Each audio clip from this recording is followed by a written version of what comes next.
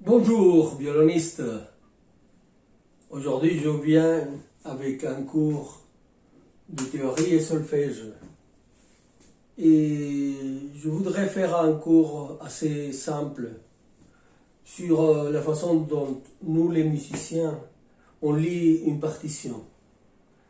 D'accord? Alors je vais le faire pour mes élèves et surtout pour ceux qui commencent à lire la musique. Mais j'ai l'intention de le faire aussi pour tout le monde. Celui qui voudrait apprendre à lire la musique, à la chanter, eh bien, je vais le laisser là. Ça va être public, le cours. Bon, tout d'abord, je voudrais parler, et je vais commencer avec les principes de la musique, de la lecture de la musique. Ok? Et bien sûr, on parle de la théorie et le solfège. La théorie, c'est la partie théorique, bien sûr, comme le mot le dit. Et le solfège, c'est de chanter les notes, d'arriver à l'auteur des sons. Pour ce cours que je viens de commencer, on va utiliser une application. Ça s'appelle Sound Corset, accordeur et métronome. Je vais vous le montrer. Et c'est là. Vous le voyez? On va l'ouvrir. Sound Corset. Bon, et ça, on peut le trouver sur le Play Store de Android. Mais je ne sais pas si en Apple, on peut trouver cette application-là. Mais je vais l'utiliser parce qu'elle est très... Elle fait tout. C'est-à-dire, elle est métronome, elle est accordeur, elle est aussi un diapason pour accorder les instruments. Alors, je commence pour vous montrer.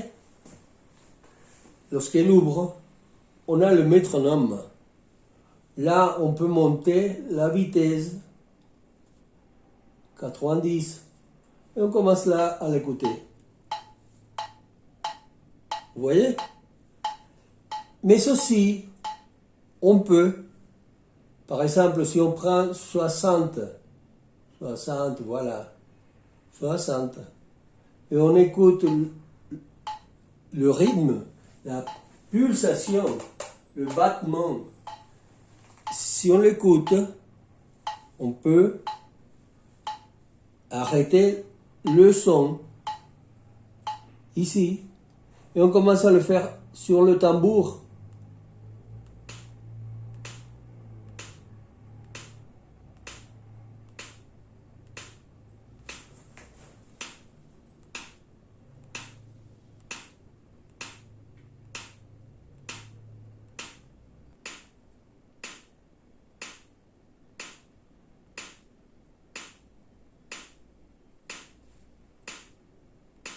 Voilà, on peut arriver à maintenir le chiffre, là.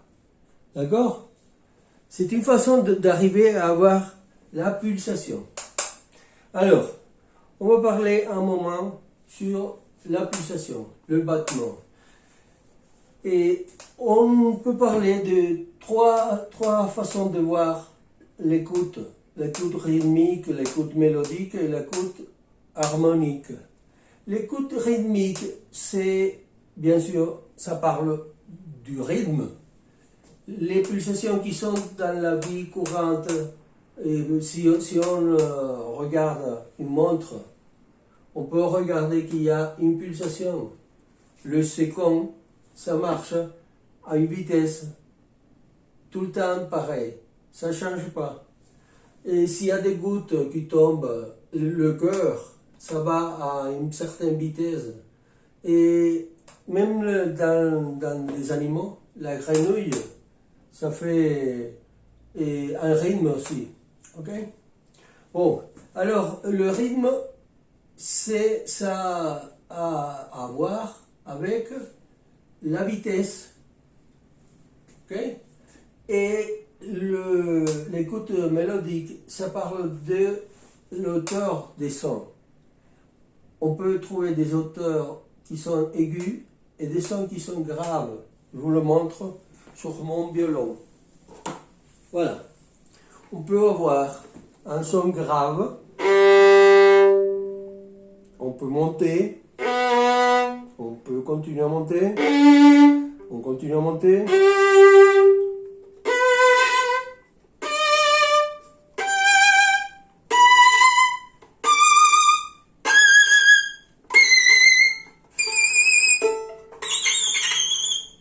Vous voyez? C'est grave, c'est très aigu. Alors, et bon, je parle de cela parce que il y a déjà des élèves à moi que je leur demande de monter le son. Je lui demande de faire un son, par exemple. Là, je lui dis, et je voudrais que vous augmentez l'auteur. Là, et au lieu d'augmenter l'auteur, ils augmentent l'intensité. Ils font comme ça. Là, il faut monter. Là, il faut monter. Là, et bien sûr, ils sont en train de faire la même hauteur, mais plus forte. Ça, c'est l'intensité et ça, c'est l'auteur. L'application que je viens de vous montrer, on peut arriver, ici c'est en espagnol, mais vous allez le trouver en français, et ici, vous allez trouver accordeur. Voilà, accordeur. Et là, on peut chanter un son. La, voilà, le la. Et si je monte, la, si, voilà. Si, do, voilà. Je peux descendre. Do, si, la, sol. Vous voyez? Alors, avec l'accordeur, on peut travailler parfaitement l'écoute mélodique. Ok? Et l'écoute mélodique, on peut parler dans l'écoute mélodique de l'imitation, c'est-à-dire on écoute un son et on le fait. On fait une imitation de ce son. Et la mémoire auditive, c'est-à-dire que je peux me rappeler où était l'auteur du son. Et il y a l'écoute harmonique, mais là c'est lorsqu'on parle des cordes, des accords. Ok? Des 3 sons, 4 sons à la fois.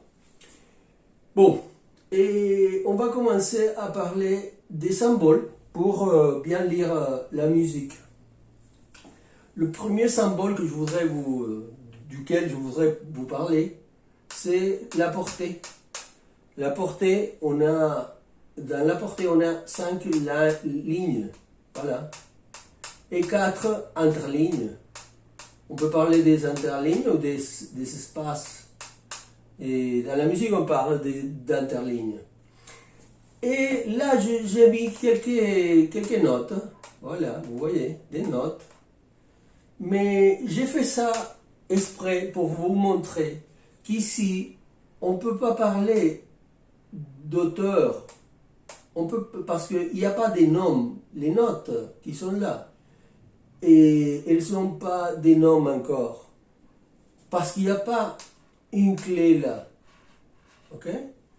Les clés, on les regarde là, on les voit là. La clé de sol, la clé de fa, la clé de do.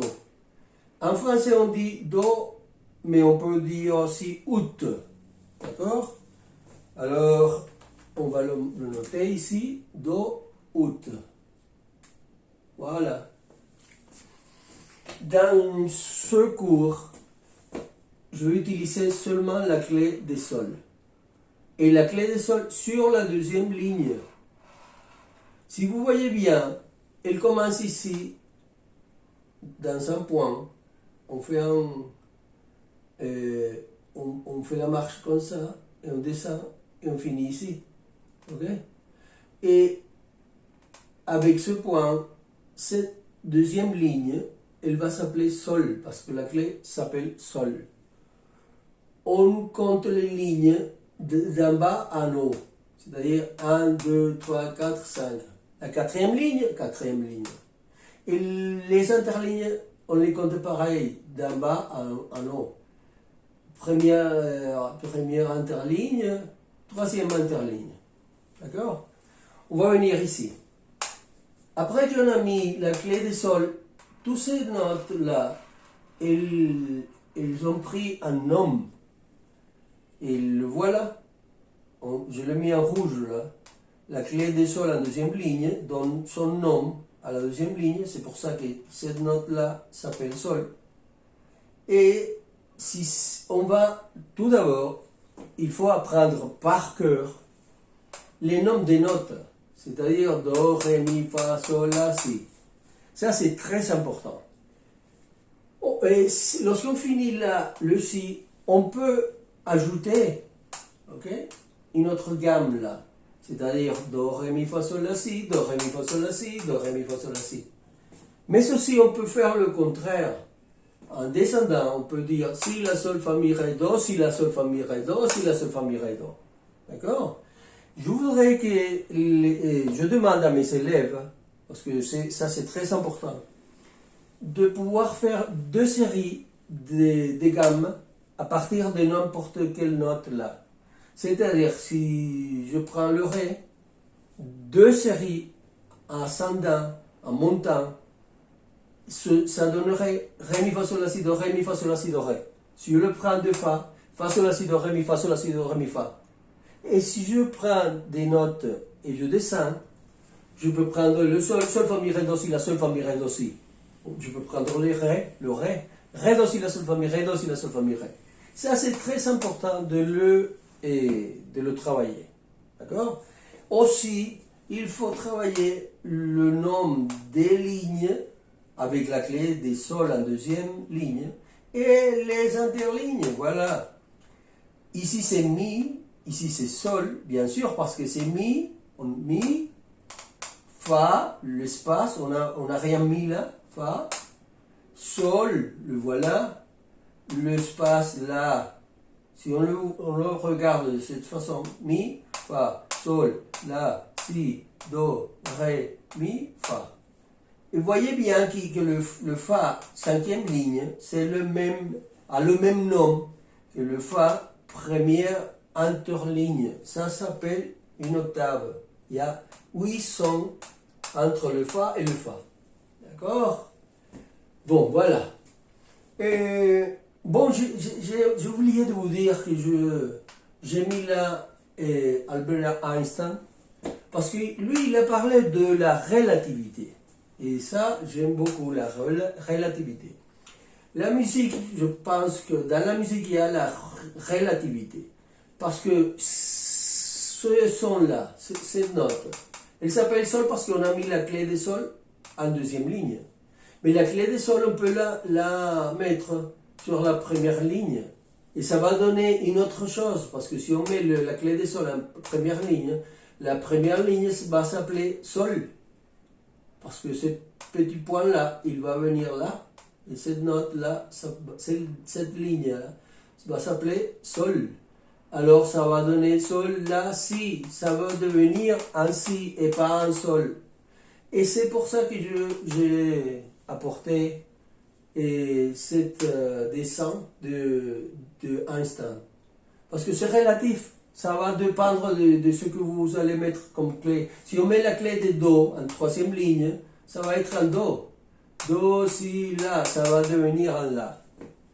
C'est compris? C'est relatif. C'est relatif. Et ça va dépendre de la clé de fa. Si on la met dans la quatrième ligne, ça va s'appeler là, cette ligne-là. Fa, mi, ré, do, si. Maintenant, ça va s'appeler si et pas sol.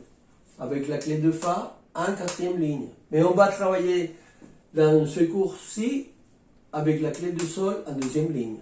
Ok, très bien. Et jusqu'à là, on a des noms. Les notes ont un nom. Sol, si, fa, sol, do. Voilà, il y a des noms. Mais on ne sait pas combien de temps ça va durer. Des temps, des pulsations, des battements. D'accord?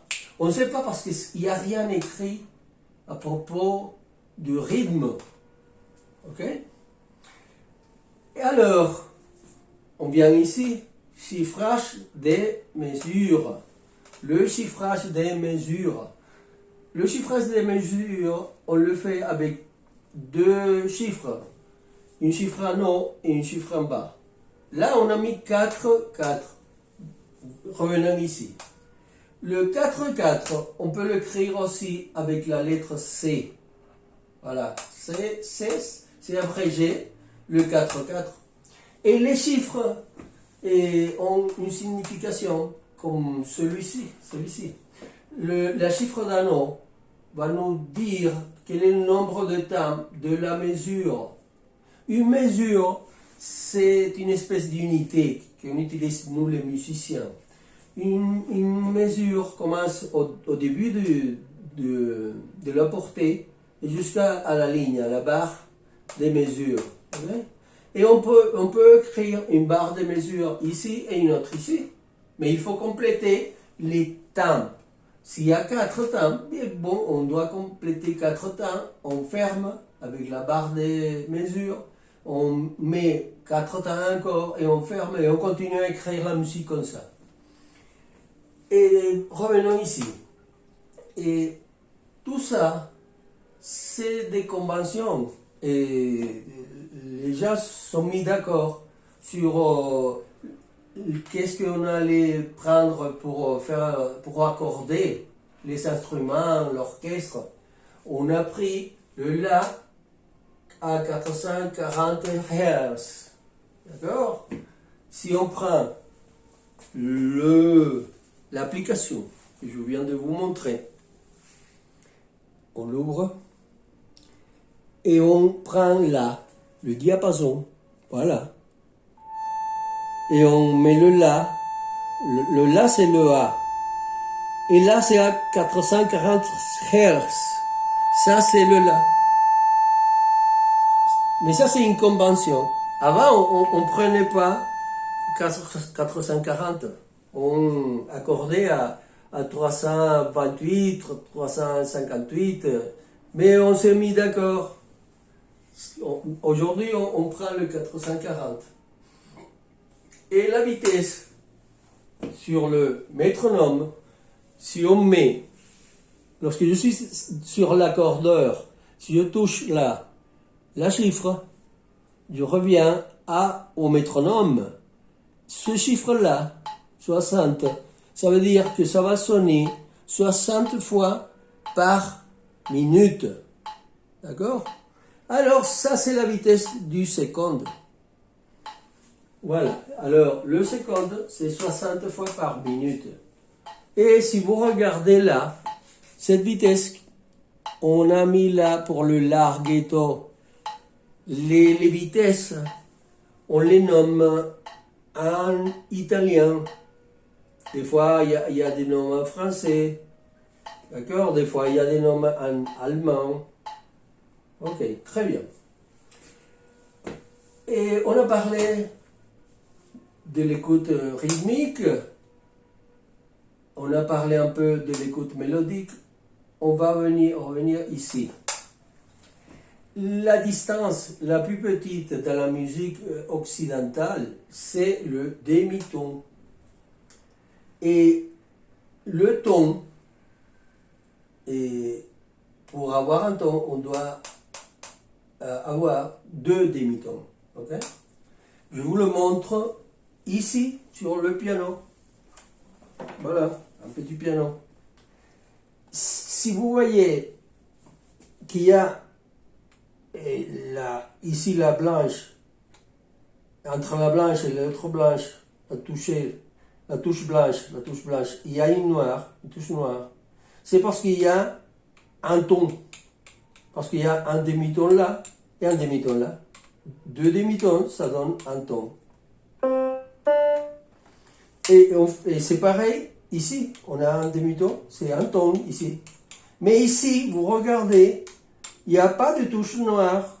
C'est-à-dire que là, il y a un demi-ton. Là, il y a un ton et un demi-ton. Regardez, il n'y a pas de touche noire. Lorsqu'il y a 2 touches noires, vous voyez, 2, 3, 2, 3. Lorsqu'il y a 2 touches noires, celle qui est à gauche, c'est la note Do. D'accord? C'est la note Do. Et on peut l'écrire, les Anglais, ils mettent le C. Et le La, il va être là, ici. Il y a les 3 touches noires. Et la dernière touche noire de ces 3-là, à gauche, c'est le La. Et le La, en notation anglaise, c'est avec le A, la lettre A. D'accord? Très bien. On va parler maintenant du diapason. Avant d'avoir des accordeurs et avec des applications dans le portable, tout cela, on utilisait le diapason. Voilà. On le faisait sonner dans un os, comme ça. Ça sonne. Je vais vous le montrer. Regardez, il n'y a pas de son. Je le sonne là. Je le mets. Encore. Voilà. Mais ceci, on va regarder si ça donne un La sur l'application. On va le regarder. Parce qu'on va faire tout scientifiquement. Accordeur. Voilà. Voilà. Vous voyez que c'est un La. Sol. Voilà, on l'a changé. Voilà, le La. D'accord. Alors, on va continuer. On va parler maintenant de ceci. La chiffre d'en bas. La chiffre d'en bas nous dit quelle est la valeur qui va rentrer sur chaque temps. Okay? Il y a 4 temps sur chaque mesure. Il y a 4 temps. Mais sur chaque temps de la mesure, on va mettre ici, dans ce cas-là, le 4. Et le 4, on cherche ici. Le 1, c'est la ronde qui vaut 4 temps, ici. La blanche, le 2, si on avait ici un 2, on allait mettre sur chaque temps une blanche. Si on met le 4, comme dans l'exemple là, c'est une noire qu'on va mettre sur chaque temps. Et si on met un 8, c'est la croche, ok, qu'on va mettre. Je vais vous montrer tout de suite comment ça marche. Aussi, je vous ai mis à côté les silences. Nous, les musiciens, on joue des sons, mais aussi des silences. C'est-à-dire que je peux lire une partition, j'ai des noirs par exemple. La, la. Et si là, on a un silence de noir, ou un silence de blanche, de temps, je dois me taire. C'est-à-dire la, la. Vous voyez? Alors, les silences, et je les ai mis là pour vous dire tout de suite comment ça marche, mais on ne va pas encore travailler avec ça. Ok, alors, je vous montre. Si on met là, par exemple, 2, 4, voilà. Ça veut dire que dans chaque mesure, on va avoir 2 temps. Et sur chaque temps, on va avoir une noire, le 4, une noire. Dans l'exemple là, on a déjà une indication du tempo. On pourrait avoir mis 2, 8 par exemple, et pas 2, 4, 2, 8. Et ça veut dire que sur chaque temps, on va avoir deux timbres pour mesure. Et la valeur qui va rentrer sur chaque timbre, ça va être le 8, la croche. Sur chaque timbre, deux timbres, une croche et une croche. D'accord? On va effacer ça un moment. Voilà. On le fasse. D'accord. Maintenant, on va parler de ceci. Il y a le chiffrage des mesures. Si on a 4 et 4, c'est-à-dire qu'il y a 4 timbres par mesure, et une noire sur chaque timbre. On l'a vu ici, on l'a vu ici. Alors, je dis 4 timbres. 1, 2, 3, 4. Et je mets une noire sur chaque timbre. On peut parler, imaginons qu'il y a 4 noirs. Ça va donner ceci. Là, là, là, là, une noire sur chaque timbre. Mais là, on doit parler des valeurs relatives. Encore la relativité. Je vous le montre tout de suite. Tout de suite. Attendez un instant, s'il vous plaît. Je l'ai ici. Voilà. On va mettre ceci là. Très bien. Alors, on a la ronde. On l'a vu avant, c'était ici. La ronde, ça vaut 2 blanches. On peut mettre une ronde, mais on peut mettre à la place 2 blanches, et c'est la même chose. Et si c'est un 4-4, 4-4, la ronde, ça vaut 4 timbres. Et la blanche, dans 4-4, ça vaut 2 timbres. Alors si j'ai 2 blanches, j'ai 2 timbres et 2 timbres, 4 timbres, c'est le valeur relative à la ronde. On peut mettre la ronde ou on peut mettre 2 blanches. Mais ceci, on peut mettre la ronde ou 4 noirs, vous voyez, parce que la blanche équivaut à 2 noirs. Alors, je peux écrire une ronde ou je peux écrire 2 blanches, il y a 4 timbres tout le temps, ou je peux écrire 4 noirs, c'est 4 timbres tout le temps, mais je peux écrire aussi 8 croches, et c'est la même mesure des 4 timbres. Alors, si je prends seulement à partir de la blanche là, une blanche, je peux la changer pour 2 noirs. Mais ceci, la blanche, je peux la changer pour 4 croches. D'accord? Je peux prendre seulement la noire. Et la noire, je peux la changer avec 2 croches. D'accord? C'est-à-dire que c'est relatif. Tout ça, c'est relatif. D'accord? Revenons ici. On va changer. Là, voilà. Revenons ici. On a 4 timbres, sur chaque timbre une noire. Alors on peut dire une noire, un timbre. Il faut mettre 4 timbres, 4 timbres. On en a un. Une blanche. Une blanche, ça vaut 2 noirs. Une noire, 2 noirs. On a 3 timbres là. Et 2 croches, ça, on peut le changer pour une noire. On l'a vu là. Alors on a un autre timbre. Là on a 4 timbres. Si je dois chanter le rythme, pas seulement le rythme de ceci, on doit dire ta ta ta ta. Voilà, c'est ça, c'est le rythme. D'accord? Alors, on va utiliser pour ce cours-là de théorie et solfège, on va utiliser une autre application qu'on va trouver sur Google. On va écrire en Google piano virtuel.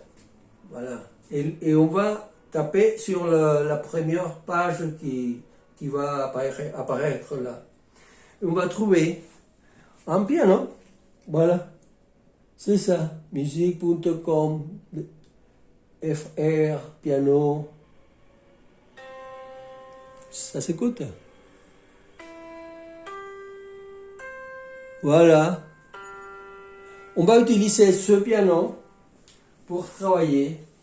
Pas encore, mais on va l'utiliser. On va utiliser le Sound Corset et le piano virtuel. Alors, je crois que je vous ai dit tout. Mais aussi, je voudrais parler un petit peu d'une autre chose. Si j'ai une portée comme ça, c'est-à-dire la clé de sol en deuxième ligne, 4-4, ça me dit que c'est 4 timbres et une noire sur chaque timbre. Là, j'ai une mesure, voilà. Mais à quelle vitesse est-ce que je dois jouer ça?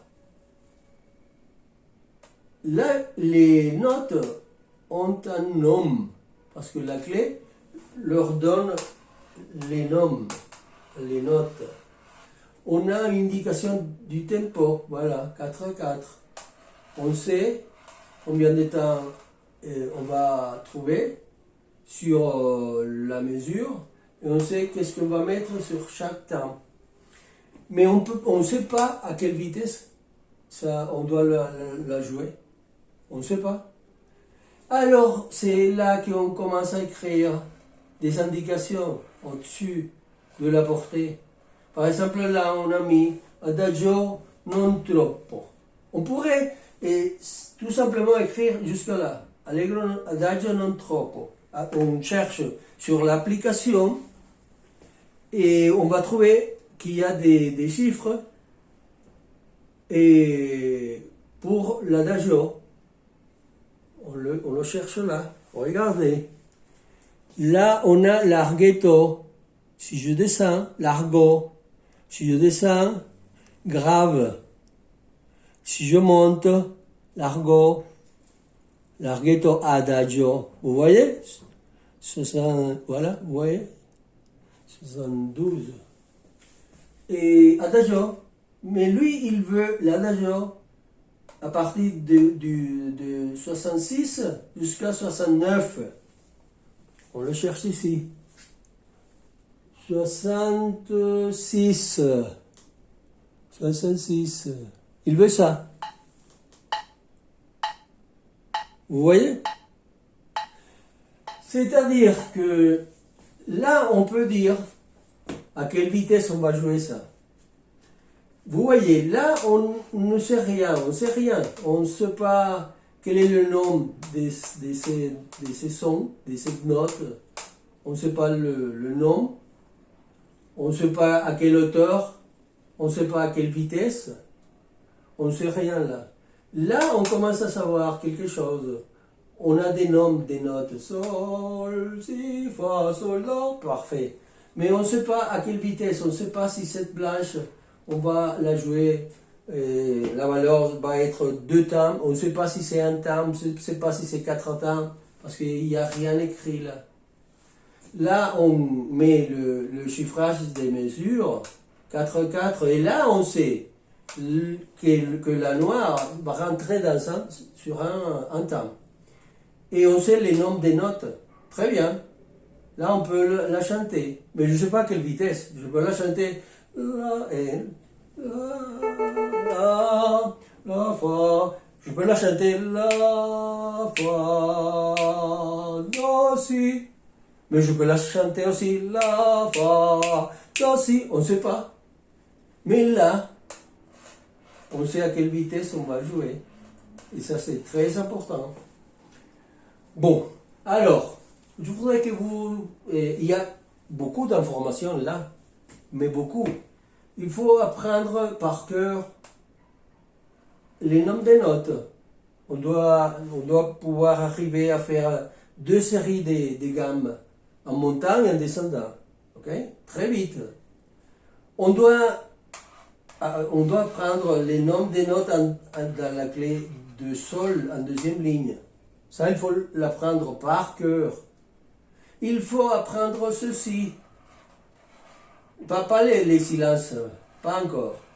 Mais on doit savoir que si on a ici un 4, c'est la noire. S'il y a un 8, c'est la croche. S'il y a un 1, c'est la ronde. S'il y a un 2, c'est la blanche. D'accord? Ça, c'est très important. On doit apprendre ceci. Qu'est-ce que ça veut dire 4-4 ou n'importe quel numéro? D'accord? Il faut taper sur le tambour de la 5 course pour maintenir la vitesse, pour essayer d'arriver. Parce qu'il y a des gens qui le font très facilement. Donc, ils commencent à faire, ils ont la pulsation très vite. Mais il y a des gens qui n'arrivent pas à faire ça. Et ça, c'est très important de l'avoir. Aussi, on va travailler l'écoute mélodique. Il faut travailler ce que c'est que l'auteur, pouvoir monter.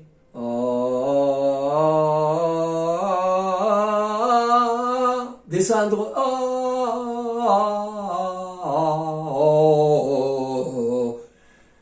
Des sons graves et des sons aigus. Mais ceci, il faut faire la différence entre l'intensité et l'auteur. Une chose, c'est de chanter une note. C'est la même note. On a changé l'intensité, on a commencé piano et on a continué à faire forte, mais on n'a pas changé l'auteur. Il y a des fois que je dis aux élèves, il faut monter, ils ne montent pas. Ils font plus fortes les notes. D'accord? Bon, on va arriver jusqu'à là. Ça, c'est le début du cours de théorie solfège. Je vais continuer le cours plus tard, lorsque j'aurai le temps de faire la vidéo. Mais ici, il y a beaucoup d'informations. Il faut la travailler. J'espère que ça va vous aider à comprendre la musique et j'espère que on va continuer à travailler, on va arriver à la lire et à la chanter, les auteurs. Je vais vous dire une dernière chose. Si je mets la C là, c'est-à-dire 4-4, et je compte 1, 2, 3, 4, et je mets la barre des mesures, et je compte là 1, 2, 3, 4, 4, 4, je ferme là avec la barre des mesures. Là, je peux le lire. Sol, si, fa, sol, do. Voilà. Bon, j'espère que ça va marcher, que vous allez apprendre à lire la musique et on se reverra une prochaine fois. Au revoir.